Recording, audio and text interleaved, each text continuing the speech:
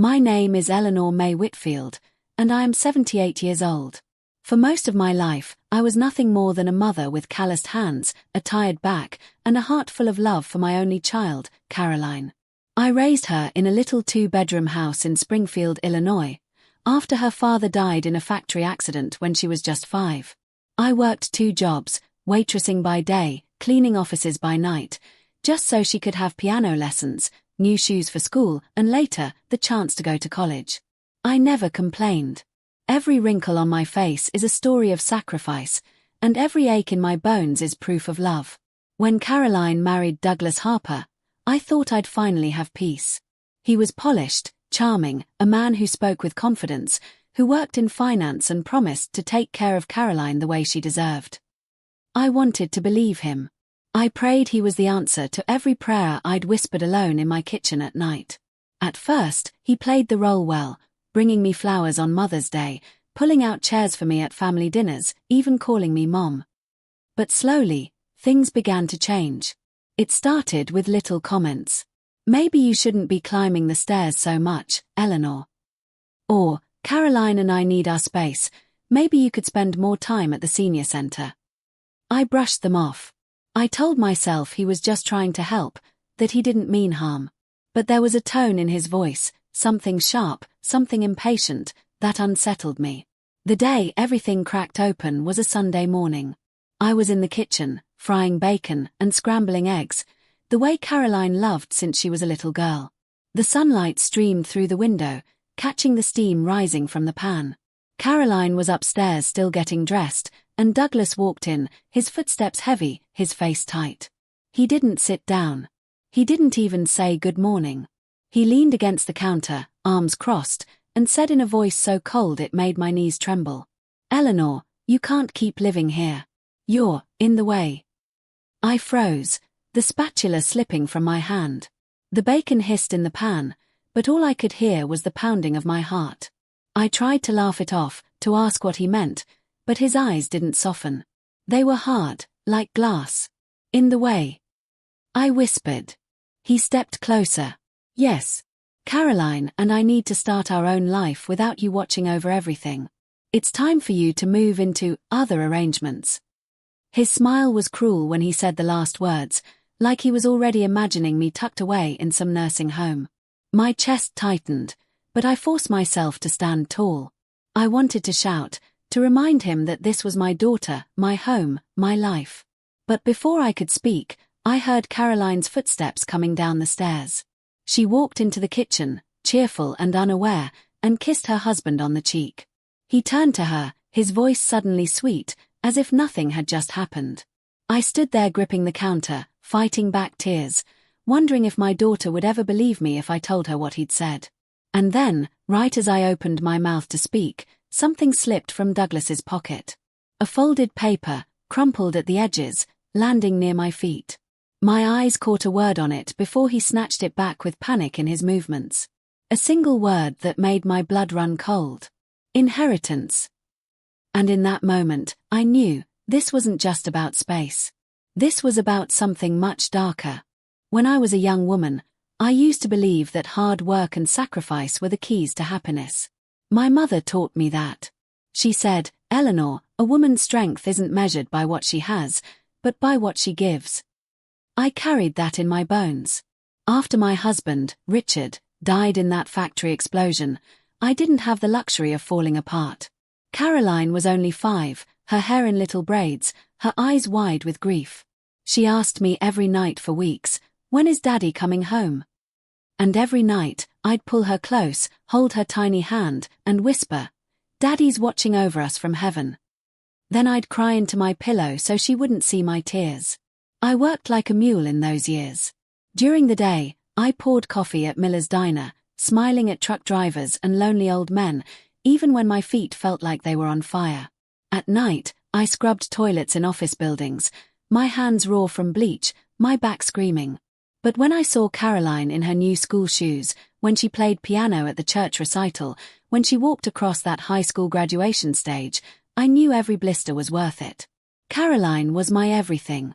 She was my reason for getting up each morning, my reason for staying alive. And for the longest time, I thought she felt the same way about me. But life has a cruel way of shifting. It happened the year she went to college. She met Douglas at a business seminar in Chicago. She came home glowing, like she'd found her prince. "Mom, he's so smart, so ambitious, so perfect." She laughed like a schoolgirl, and for the first time in years, I saw her dreaming big. I wanted to be happy for her. I truly did. When I first met Douglas, I admit, I was impressed. He wore suits that looked too expensive for his age, spoke with the confidence of a man twice his years, and carried himself like he owned every room he entered.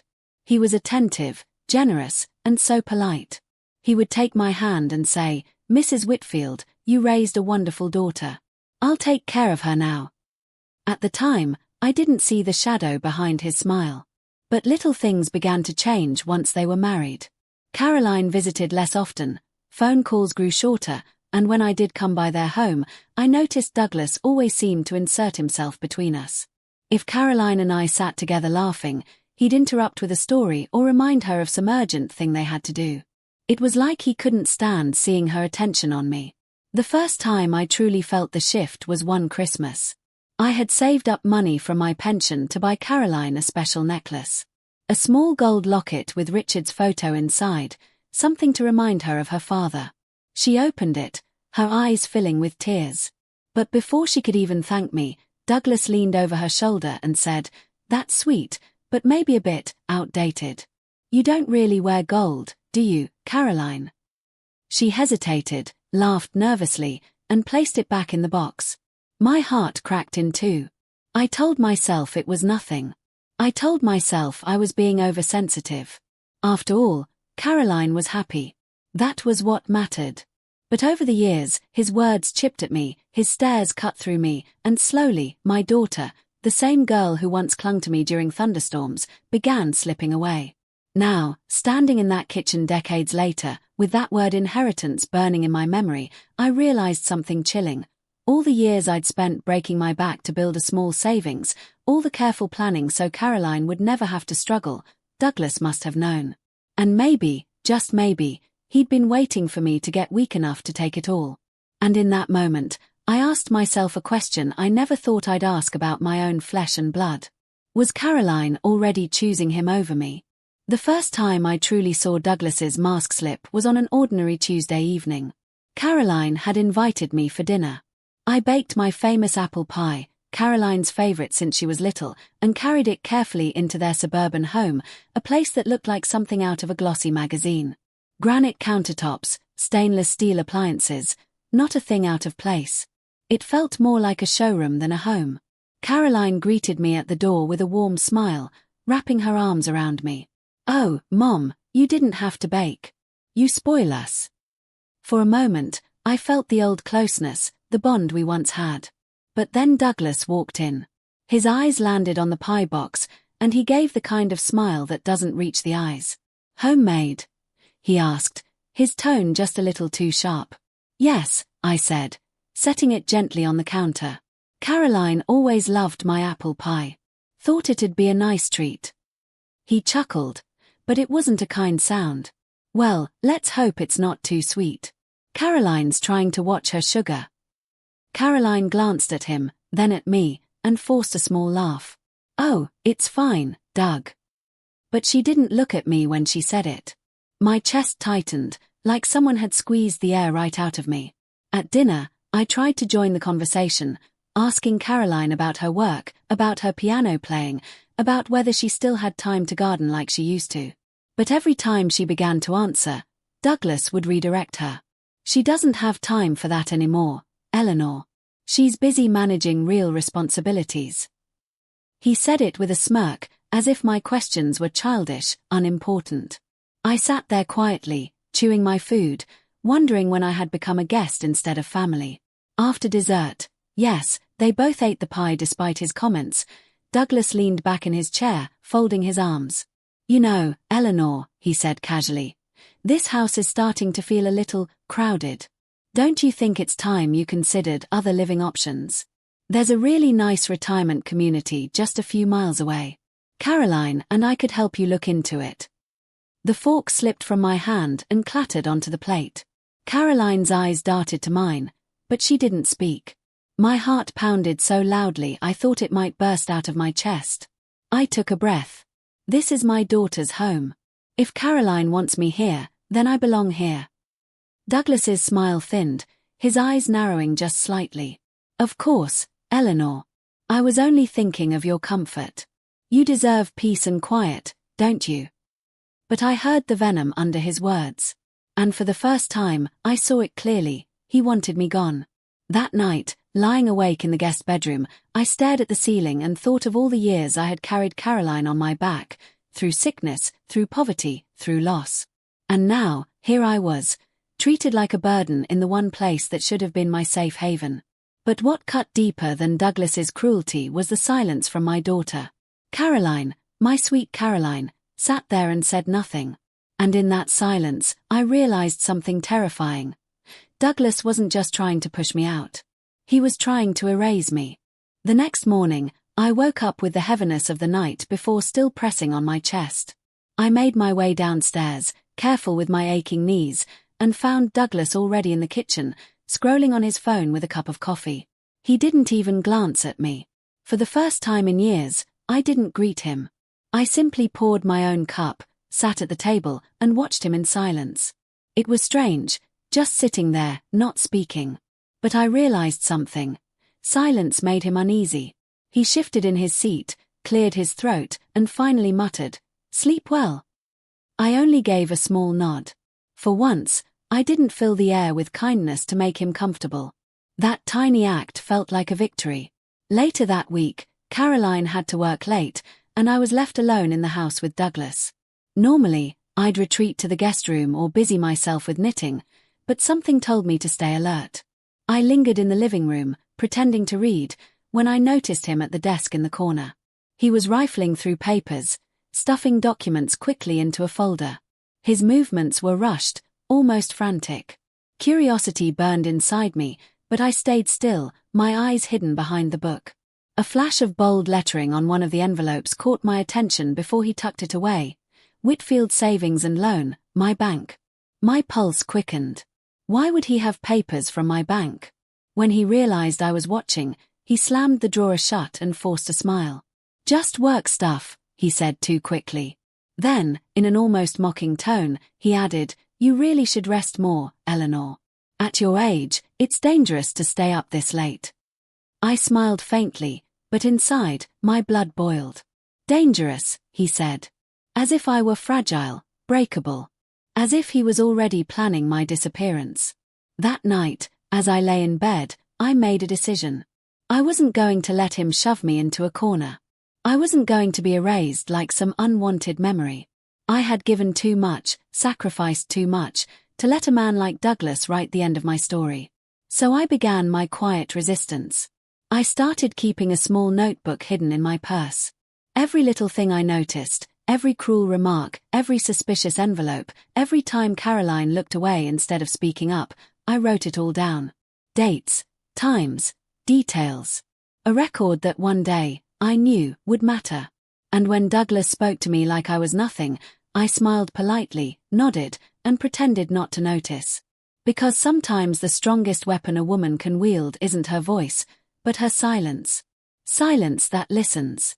Silence that gathers. Silence that waits. But deep in my heart, I knew silence alone wouldn't save me. Something bigger was coming. Something I wasn't yet ready to face. And I had no idea that the first crack in Douglas's armor would appear sooner than I expected. Right in front of Caroline. It was a Friday evening when the first real crack showed in Douglas's perfect mask. Caroline had invited me to join them for dinner again. I wasn't eager, I never was anymore, but something in my gut told me to go. I brought along my notebook, hidden carefully in my purse, just in case. Caroline was cheerful that night, humming in the kitchen while Douglas uncorked a bottle of wine. I sat at the table, folding napkins, watching them move around each other. From the outside, they looked like the picture of a perfect couple, him handsome and confident, her glowing and content. But I knew better. We sat down to eat, and the conversation started light. Caroline asked me about my doctor's visit, and before I could answer, Douglas cut in. "Your mother's fine. Caroline. She worries too much about every little ache. Caroline frowned. Doug, let her speak for herself. I caught the flicker of annoyance on his face, and I smiled softly, grateful for that tiny defense. But Douglas wasn't done. He leaned toward Caroline, lowering his voice like I wasn't even at the table. Honestly, Caro, your mother should be thinking about retirement homes. It's selfish of her to keep clinging to our lives like this. She needs round-the-clock care, not us babysitting her. The words hung in the air like a poison. My fork trembled in my hand, and for the first time, Caroline's face changed. Her jaw tightened, and she set down her glass. Douglas, she said firmly, that's enough. He chuckled, trying to brush it off. I'm only being practical. She's old. Caro.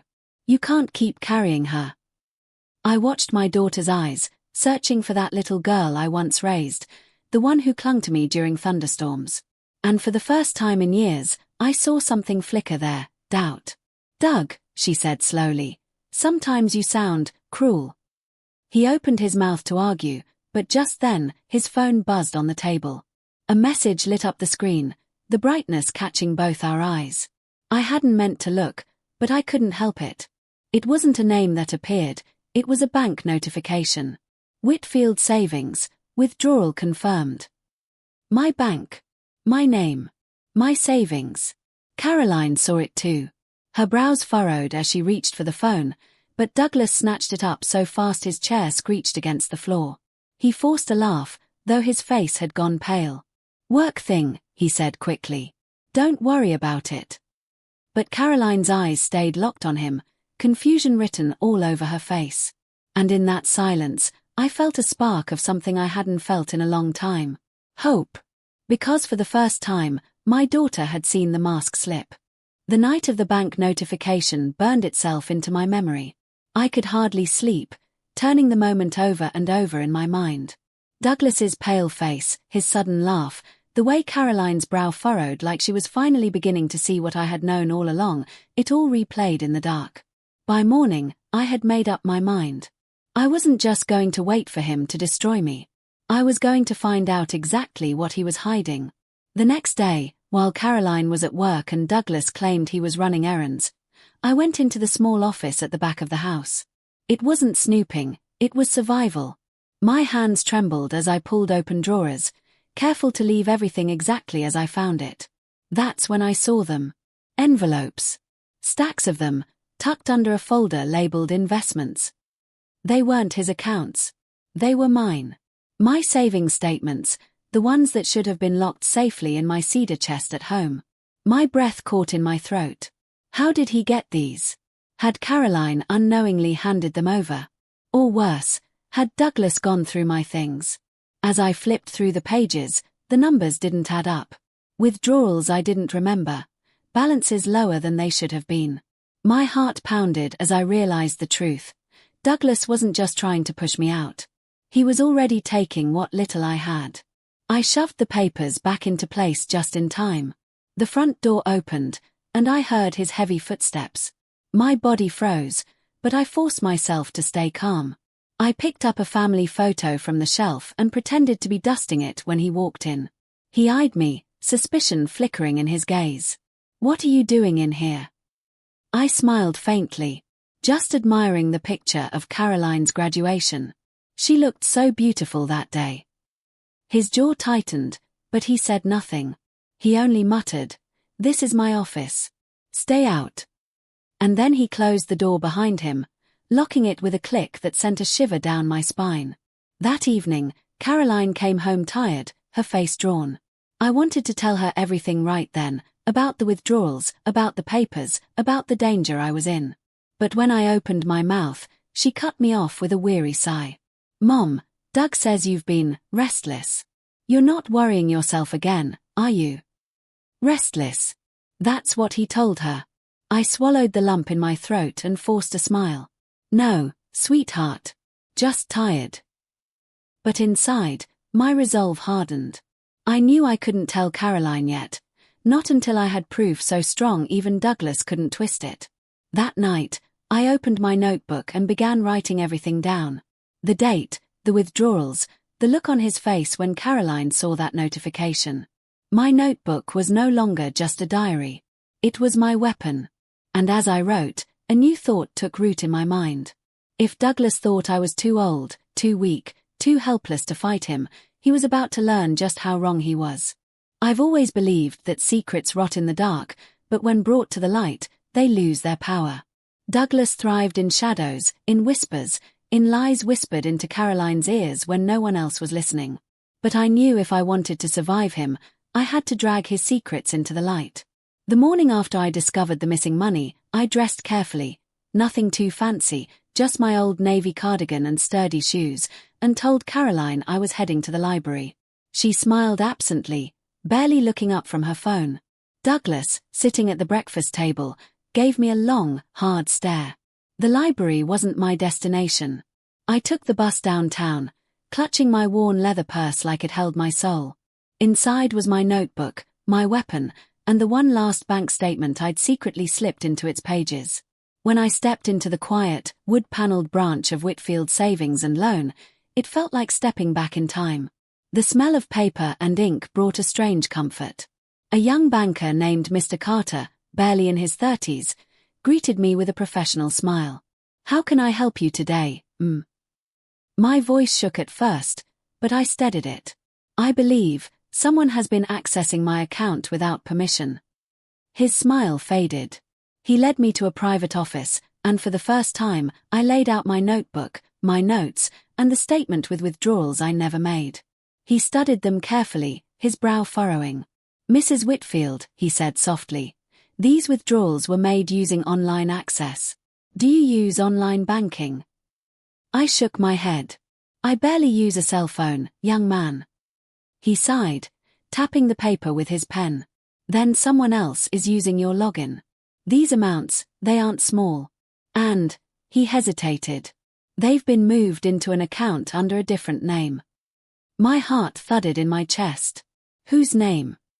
He looked at me, pity flashing in his eyes. "Douglas Harper." The room spun. My suspicions weren't just suspicions anymore. They were truth. I thanked him, my voice steady though my hands trembled. As I walked out of that bank, the autumn wind whipping through the streets, I felt a fire ignite inside me. For years, I had been bowed, silent, letting others decide my worth. But not anymore. On the bus ride home, I held my notebook tightly, whispering to myself, "He thinks I'm old and weak. But he's forgotten one thing, an old woman who has nothing left to lose is the most dangerous of all." When I stepped through the front door, Douglas was there, waiting. His smile was too wide, too sharp. "Long day at the library?" he asked. I smiled back, my notebook hidden against my chest. "Yes," I said calmly. "And I found exactly what I was looking for." From the moment I walked back into that house, I knew Douglas sensed the shift. He studied me with narrowed eyes, as though measuring how much I knew. Every word out of his mouth dripped with false sweetness, but beneath it was sharpness, like broken glass. That evening, Caroline cooked dinner. I sat at the table, watching her bustle around the kitchen like she used to when she was a teenager helping me knead dough. My heart ached to tell her everything, that her husband was draining my life savings, that every smile he gave her was a lie. But Douglas sat across from me, his eyes warning me to stay silent. Halfway through the meal, he struck. "You know, Caro," he said casually, "your mother seems tired lately. Forgetful, even. Don't you think it might be best for her to see a doctor? Maybe get checked for memory issues?" The fork clattered in my hand. Memory issues. He was planting the idea that I was losing my mind. Caroline frowned. "Doug, that's a bit harsh. Mom's fine." But I saw the seed he'd sown take root in her eyes. Doubt. I forced myself to remain calm, to smile faintly as though his words didn't pierce me. "I'm not going anywhere, Douglas. Not until I choose." My voice was steady, and for a brief second, I saw the flicker of rage cross his face. He didn't like resistance. That night, when the house was quiet, I sat by the window in the guest room, my notebook open on my lap. I wrote down his words, every cruel suggestion, every attempt to twist Caroline's mind against me. The pages were filling quickly, each one a weapon sharper than any knife. But notes alone weren't enough anymore. I needed to act. The next day, while Douglas left for work, I called Mr. Carter from the bank. My hands shook as I whispered into the receiver, "Please. I need you to keep every record safe. Transfers, withdrawals, everything. Don't let him touch it." He promised me he would. And for the first time in weeks, I felt the smallest breath of relief. Still, the danger grew closer. Douglas began hovering more, watching me like a hawk. He'd pop into the room unannounced, ask sly questions, make remarks about how confused I seemed. I knew what he was doing. He was trying to build a story, to paint me as a senile old woman before anyone could believe my truth.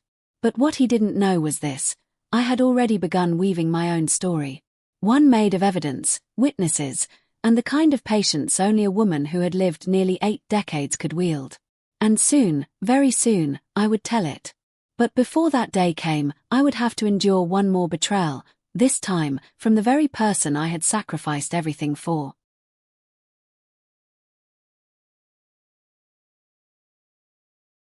It's a strange thing, watching the child you carried in your arms choose someone else's lies over your truth. I thought I had prepared myself for Douglas's cruelty, but nothing could have prepared me for Caroline's betrayal. It began on a quiet Sunday afternoon. I was folding laundry in the guest room when Caroline walked in, her face pale, her lips pressed tight like she was holding back tears.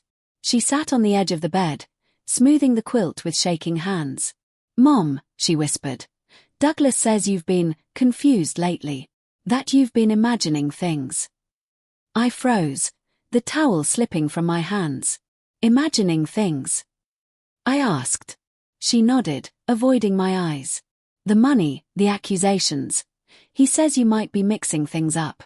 That maybe it's stress, or," she swallowed hard, "or early dementia."